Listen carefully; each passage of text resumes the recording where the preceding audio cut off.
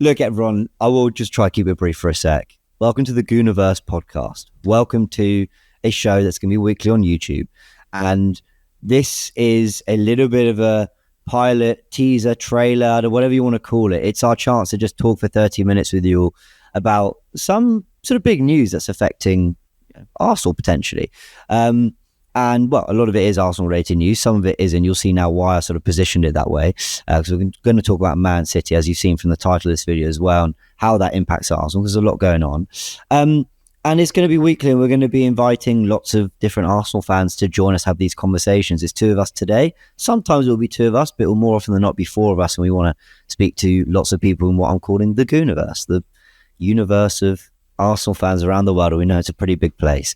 So let's get into it. And Sheroy, we couldn't have had a more perfect first topic, really, because you do law, as we all know. And although you have let down Turkish and Lee a few times, but I'm pretty happy with that myself. Yeah, but the rules are getting enforced fairly, aren't they? What's that, sorry? The rules are getting enforced fairly, and you won, right? And you well, I did win. So yeah, that they're probably thinking you won, and now you've got a show with the lawyer. So well done. And I got my gig. Yeah, I think we get it now. That's why I got the Community Shield point. If you watch Forever Arsenal, you know. But let's talk Man City, because here's what I understand from headlines and a little bit of basic reading. 115 charges were leveled at Man City for financial breaches, essentially. They have now plan to sue, are taking on the Premier League in essentially something that is relating to the use of finances and what is stopping certain clubs from doing the business they want to do, but isn't directly related to the 115 that everyone's talking about. And in this, the Red Cartel has emerged as a group name for Man United, Liverpool and Arsenal, which I thought, okay, look, I'm going to let you take it away. I feel like you've got a lot to say about this. And then I've got some more pointed questions. But what's your general reaction to Man City versus the Premier League? Like, what does this mean? What are we in for in the coming, 12 months, however long it's going to take? I mean, look, the first thing I have to say is I'm not a competition lawyer, but I am a lawyer, right? So there are certain things that I will read, like the 2 Times pieces that were put out, and I might just be able to glean a little bit more than someone who doesn't practice. But that's all to say that I don't have any inside information, notwithstanding the fact that I have actually worked with one of the lawyers who works for the Premier League on this, and I've opposed or been on the other side of one of the guys who's representing Man City. So I understand how they work. And look, okay, they're both like shit hot.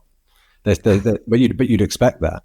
Yeah. But what I glean from this is as follows. Okay, you have the Premier League with 115 charges against Manchester City, and a lot of those charges, if I'm being honest with you, as you said, they're not anything directly related to the lawsuit that Manchester City have eventually brought against the Premier League, but they are quite concerning.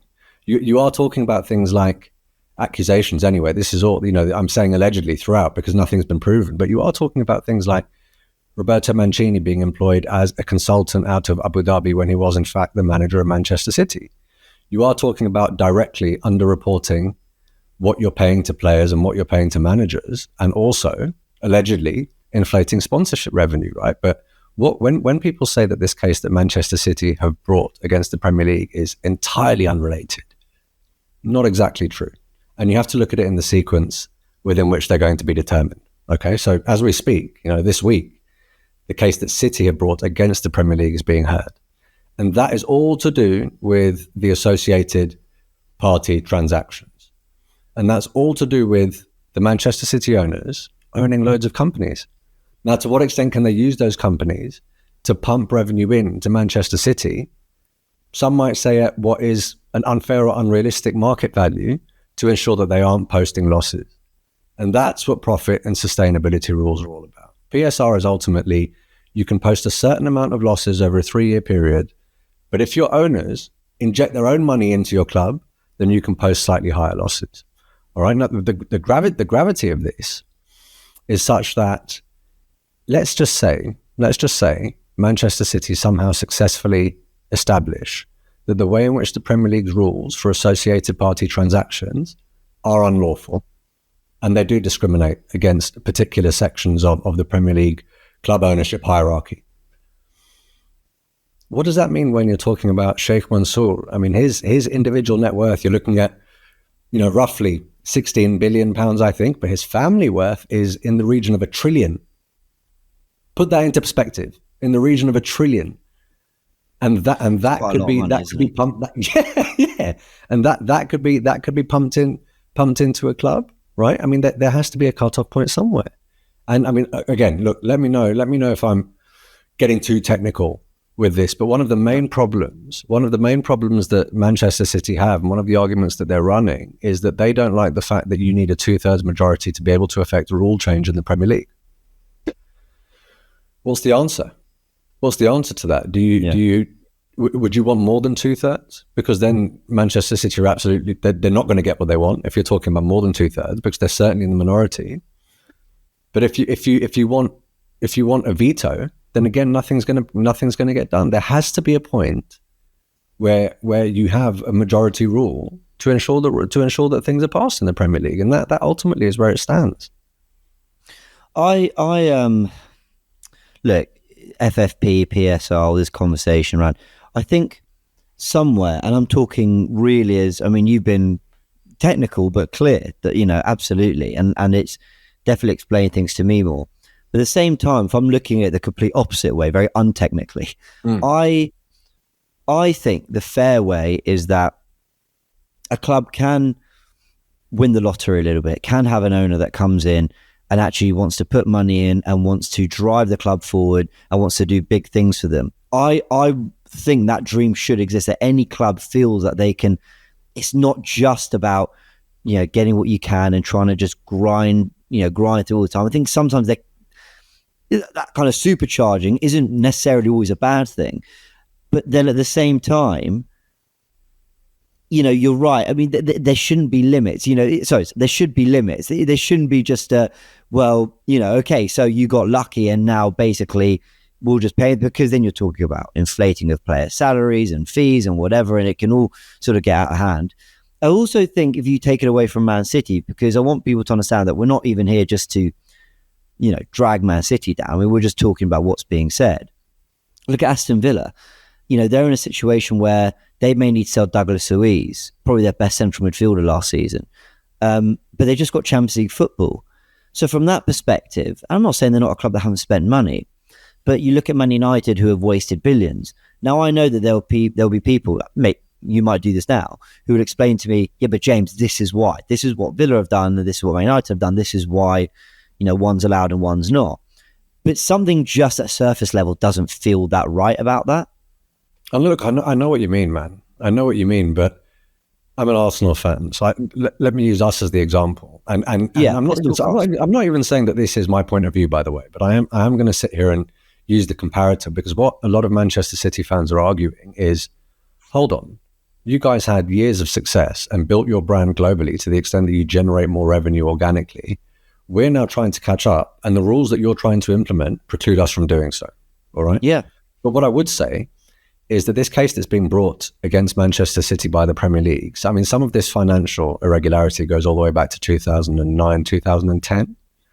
Mm-hmm. Throughout that period, man, we had to sell people like Robin van Persie, people like Alex Song, people like Cesc Fabregas, people like Adebayor, people like Nasri. If I've not mentioned Alexis, we can put him in there as well. We really and those were some dark times as a fan, man.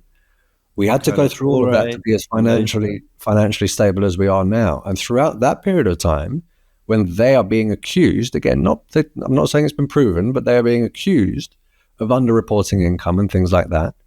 Bro, they bought Sergio Aguero, they bought Bernardo Silva, they bought Kevin De Bruyne, they bought Edison, they bought and Gundogan, Mahrez. And these are guys that might have had a little bit to say about the success of Manchester City Football Club. So there's this argument. They did all right. Yeah. It's all Foden for me. Yeah. Oh, yeah, exactly. The rest of them half-assed pub footballers. But I mean, look, the thing that's leveled at me all the time, yeah, when I talk about this stuff, people just got to shut up with all of this, boardroom crap. Football's played on the pitch. And I'm like, bro, I agree. Football is played on the pitch. But to ascertain how the football is played at that level on the pitch, you have to ascertain how those players were on the pitch. You have to understand how that manager was on the sideline. How those same fans that will tell me that will be the first people to say, Oh no, but club hierarchy matters. Strong ownership matters. Directors of football matter. That's not on the pitch, is it, big man?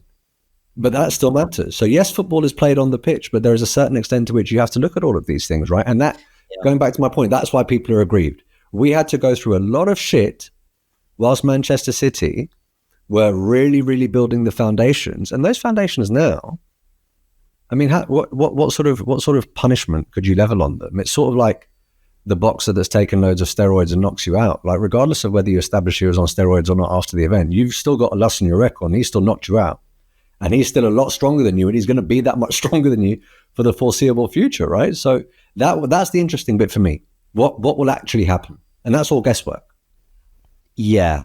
And it's all like, it swings, you know. I mean, you shouldn't believe everything you read on Twitter or X, unless it comes from David Ornstein. But, you know, you will get ITKs in and around the City space who are saying that they're sort of confident everything will be fine. Then you've got other ITKs who go, no, this could be 80. What are they basing it on? What are they basing it on?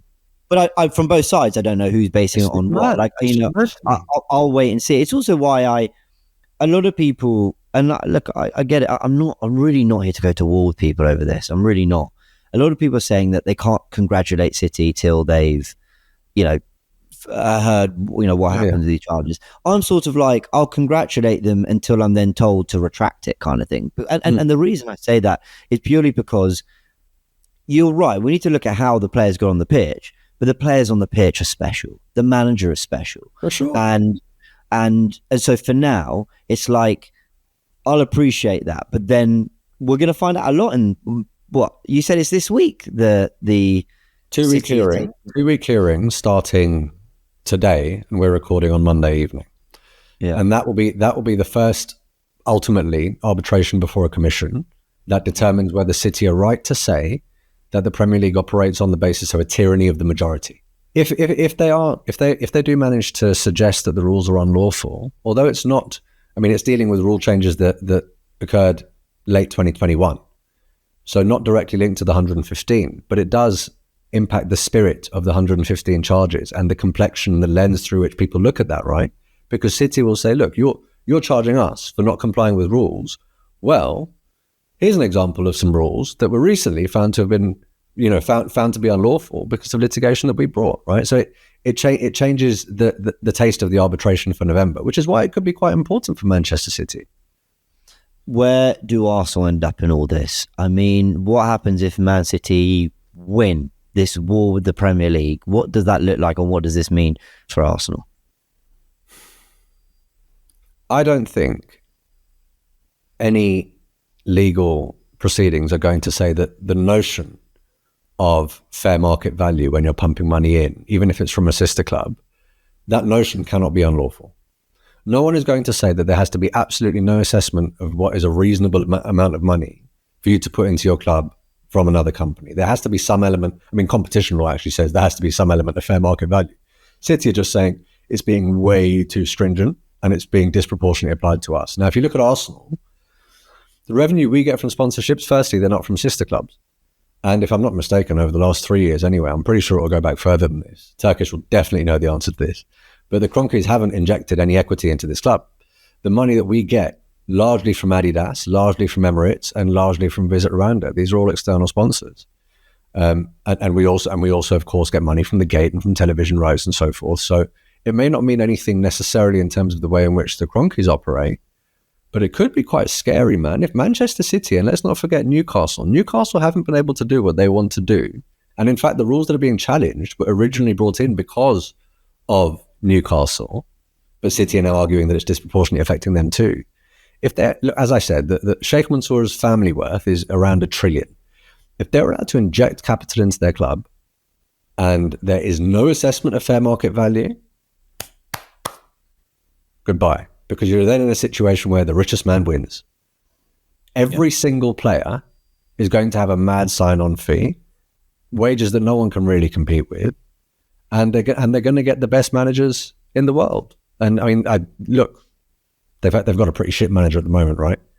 But I mean, imagine if they get, I mean, whoever is next in line, they'll throw a bunch of money at it. It could be insane, but that is all sensationalist. That's not going to happen. But that's why people are so concerned.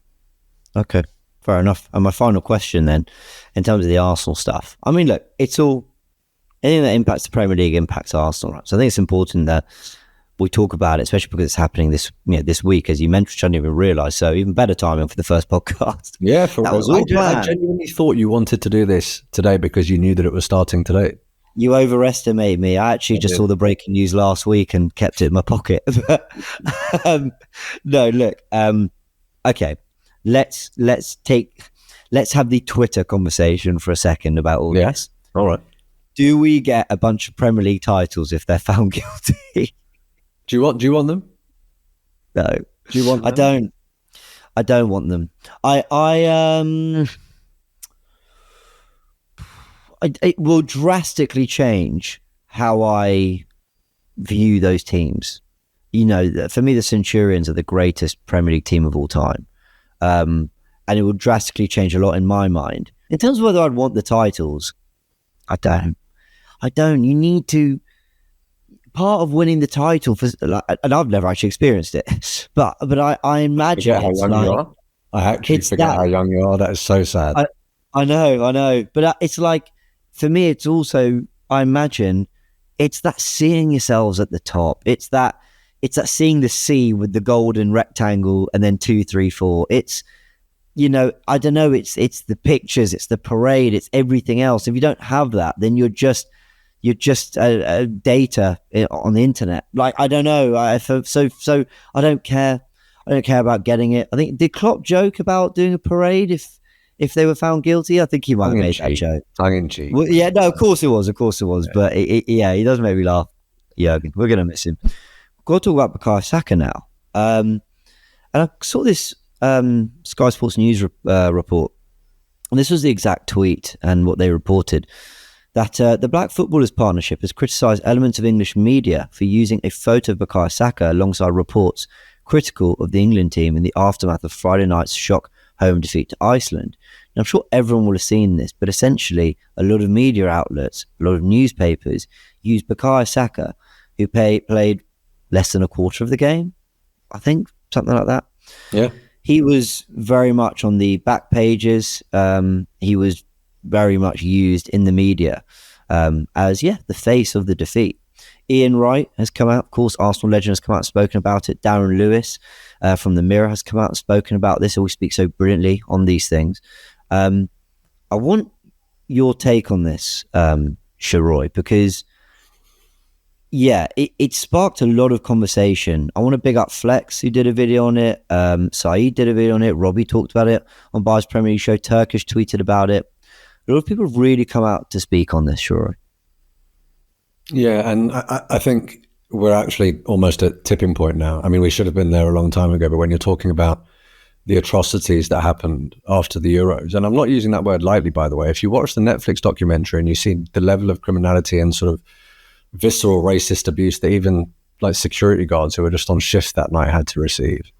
You look at how Marcus Rashford was vilified, with people suggesting that he ought to focus on his football as opposed to stepping in for the government and feeding children. I mean, these are things that ought to be praised. These are wonderful humanitarian endeavors. You look at the way in which Raheem Sterling was vilified, and now you look at Bukayo Saka.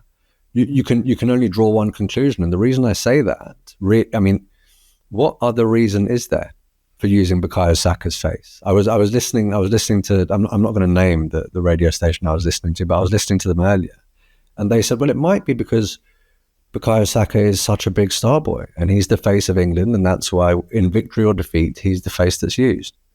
To me, man, that is clutching at straws. It's making excuses for really, really shoddy, irresponsible behavior. And the reality of the situation is you've seen how dangerous it can be.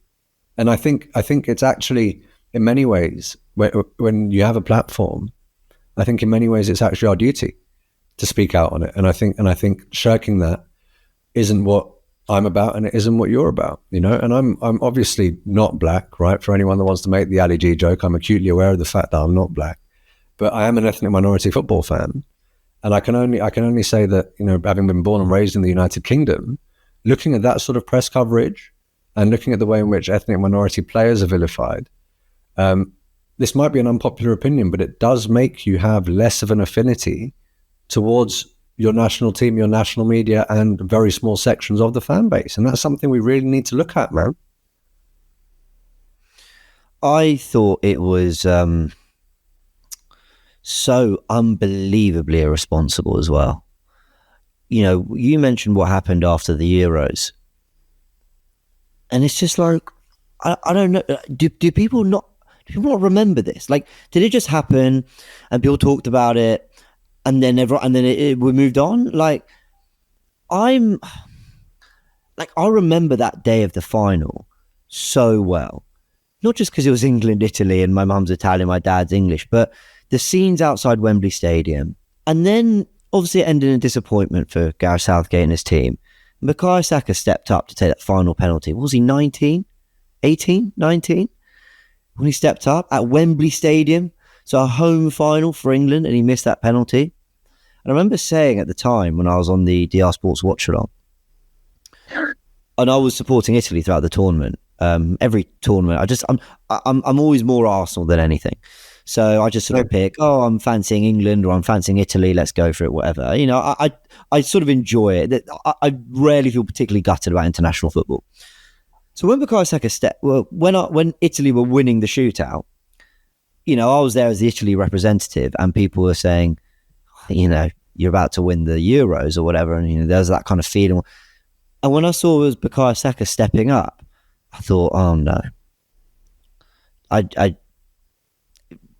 completely killed it. I think if Jordan Henderson had missed that penalty, you know, I'd have been like, commiserations, Dad, Mum, what a great win. Let's enjoy. I couldn't enjoy it. Everyone knew if this goes left, we know what's coming. That cannot be the norm anymore, man. It can't. And even if we're suggesting that this level of journalism isn't deliberate, which I think is a reach to suggest that it isn't, but there is certainly a way of reporting upon it more responsibly so as to take people like that out of the firing line. This is a conscious attempt to put Bukayo back in. And that's what's so horrible. Have they forgotten how he was literally, his face was in Gareth Southgate's shoulder and he was bawling, yeah. like he'd literally just lost a family member bawling, you know? How can you want to put someone through that again? Particularly when, as you said, he was not the reason that England lost that match. But it just baffles me. He wasn't. You know, arguably an Arsenal goalkeeper should have done a bit better with the save. You know, and all we could see was sort of Bukayo Saka being reported. So, look, I mean, what I think, I want to find the right words to say this. What I think, because I believe there's a long way to go, but how many people have spoken about it, whether it be via YouTube, newspapers, mainstream media, you know, like we read out what the Black Footballers Partnership said, which was also reported on Sky. I really hope that essentially disappointment will come for England unless they win the Euros, right? Let's be honest. There's no second place or semi-finals, good job, like there was in 2018 after the World Cup. You know, if they don't win it, it will be disappointing. They're one of the favourites. Oh, I just hope that the reporting is fair, unbiased, reflective of what happened. No one's saying that you can't be critical of footballers. No one is saying you can't report what happens, but there was something that even like I just felt when I saw how often Bukayo Saka was used in the media.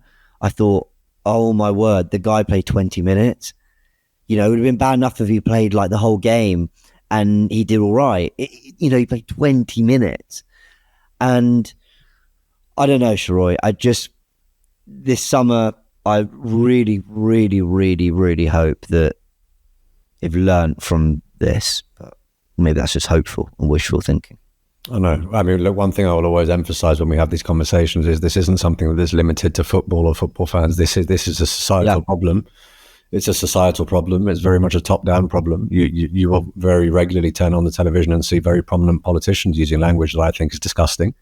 And if it's legitimized at that level, then obviously it's going to be legitimized at media level and further down the social hierarchy. So it's something that's certainly bigger than football. But if the football sphere is the sphere in which we articulate ourselves, then we can do our bit in that sphere. I want to ask you about two more final things, because this podcast is going to be a 4-topic show with 4 guests normally. It is just 2 of us. But I thought, just in the spirit of what's to come, and by the way, this podcast will be coming in July, everyone. So from July, Tuesdays or Thursdays, it will be one of the two. It will be me, Sheroy, and 2 rotating guests. I say rotating, just alternating guests every week, talking to new people, having good conversations. We'll be tackling 4 topics. We're just going to squeeze in the final 2 quickly in the form of some quick fire questions. The news today, or should I say, it came from, I forgot the name, but I do want to credit them. But essentially, that Chido Obi Martin is apparently going to be leaving for Bayern Munich. I'm going to get the exact, because I just want to. It comes from Academy Scoop on Twitter. They're saying that Obi Martin's on his way to Bayern Munich, and then of course we've been linked to Sesko. So, what do you make of our position when it comes to young strikers or the future striker that might lead us to the title, Sheroy? I mean, when you're looking at Obi Martin leaving, I'm not going to sit there and pretend that I watch our youth teams week in, week out. But if you're anything like me, every time you open X, you see that he's scored 17 goals per match, and they're all absolute screamers. And one's a scorpion kick, and one's from the halfway line, and he's just skinning people up and leaving them on their arse. You sit there and think, okay, maybe this is definitely one for the future. And the fact that he's going to that particular club, I know it's a very, very obvious thing to say, but it does scream a bit of Gnabry left and then turned into a bit of a world beater. Do you really want to be doing that? Yeah. Sesko, I'll be very candid about this. I trust Arteta and I trust Edu, particularly with regard to the big money signings, because more often than not, those have worked out. It's actually been low value signings that I think they might have got a bit wrong. Yeah, I agree. But we are now at this point where you only need a little bit, in my opinion, to get over the line. But with all of the sort of financial pressure that is definitely looming, you cannot take an undue risk. And why take that undue risk if it can be avoided without going hell for leather for what I think is a safer option in the Premier League striker, that is Isak, and I actually think he's the better stylistic fit. If that's not realistic for whatever reason, I do think we need a striker this year, and I wouldn't be upset with Sesko by any means.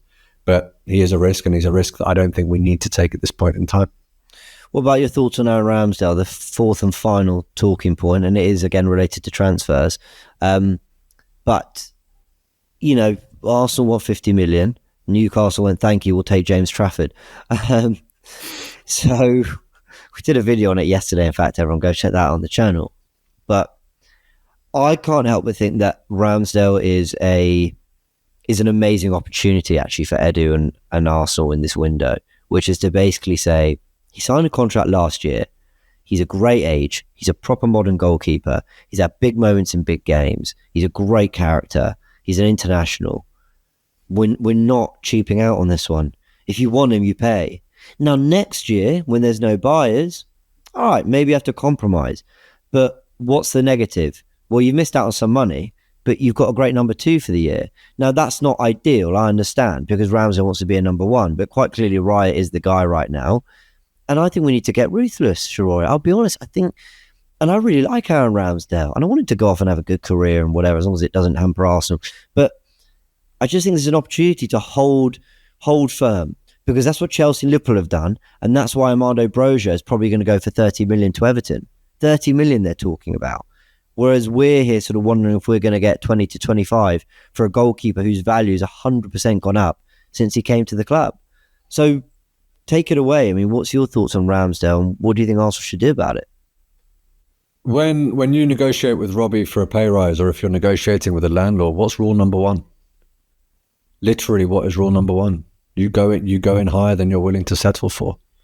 So yes, publicly, do say 50 million. Please do say 50 million publicly, because everyone knows you're not going to get it, but it is a starting point. If I'm sitting there thinking about someone like Isak, the numbers that are flying around, oh no, you're going to have to pay us 120, 130. He's not worth that. But people know that you start up there and you might get him for a bit less. Everyone does that with us.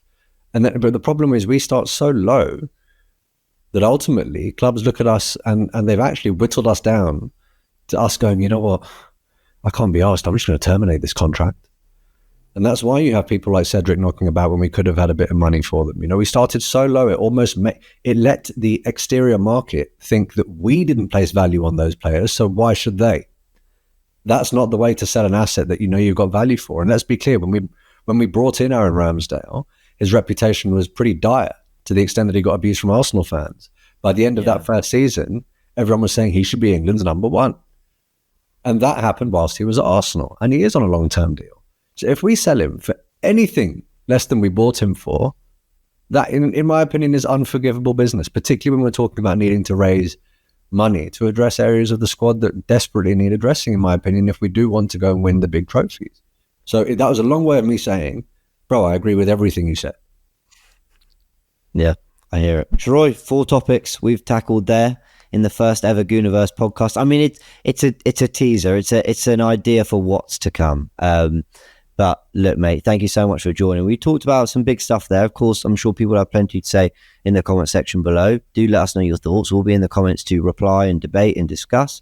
And you won't see us for a few weeks. This was just a little example of what's to come. But we'll be back in July, and there'll be guests. It won't just be the 2 of us. There'll be more to come. And there might be the odd special where it's just us 2, and we have ambitious plans for people we want to interview and things we want to do. Sure. But I do enjoy these where it's just the 2 of us too. I do too. Maybe if it's high in demand, people in the comments will be like, "It's all right, guys. Don't worry." Yes, we'll see. That didn't tease us at all. In fact, sorry. yeah. Thanks, guys. Look, Sheroy, you're fantastic as always, mate. You've got a channel coming and you've got Arsenal content coming, so please tell everyone about it. For sure, man. I mean, I've had the channel live for a while, and I can't thank the people who have subscribed enough, because there aren't any uploads on there, and I'm already at 1K, and I know that's an extremely it's a privileged position to be in, and I know that that's a lot of that is to do with you and the way that you brought me into AFTV. So thank you for that. But now that I've gotten certain things in my personal life sorted out, and I've moved into my home, and I've sorted out my new job, and I'm ready, I really want to engage with this community that's out there. It's one of the reasons why I love this, and that's one of the reasons why when you said we're going to engage in the comments here, we are, man. I'm keen to engage with the following that your channel has, and let's get into it, because obviously, you know, you quite graciously gave us 2 very light topics to delve into at the start of this show, right? The easygoing ones, the lighthearted stuff. But they're things that do evoke emotion, and they're things that stimulate interesting conversation that isn't surface level analysis. And I'd love to hear more from the people in the comments. Yeah, totally agree with all that. All right, everyone. I don't often end too many videos like this, but hit the like button if you enjoyed this video. Please subscribe to not just the James B channel. This is the podcast where I'll be telling you all that there's a rebrand and a rename coming. Not rebrand. Max, our amazing editor, has done fantastic work. I wouldn't dare put him through any more of it. But there is we will be renaming to the Goonerverse eventually. So look out for that. Hence the Goonerverse podcast. This is what it is. The universe of Gooners, Arsenal fans, man. We've got things to say, and lots of different people will be here to talk about all the news, all the big topics, all the discussion points, debates, all that. And we'll be back, like I said, in a couple of weeks. First week of July, Wimbledon will be on. We can turn Wimbledon off for an hour to watch us chat about football, chat about Arsenal. Sheroy, big thanks as always. Like I said, everyone go subscribe to the channel, and I'll see you all for another upload coming on Wednesday and Friday. Any breaking news we'll be covering here on the channel as well. See you soon. Love.